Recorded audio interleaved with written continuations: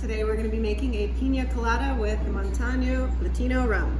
Starting off, you're going to take half a lime, put it in your squeezer, go ahead and juice it into your shaker. Next up, we are going to take 1.25 ounces of cream of coconut. You can buy this in a can at a grocery store.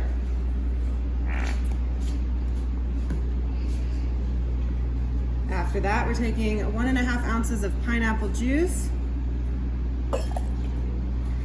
And then, little secret ingredient, 1 ounce of coconut water.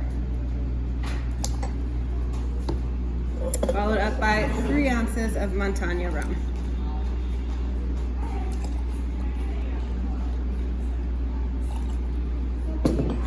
Filling the shaker with ice.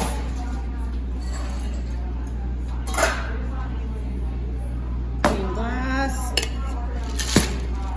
Give it a few shakes.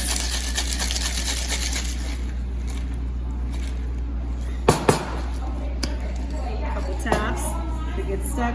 And then no need to strain this. You can just pour it right in there. Fill up the glass.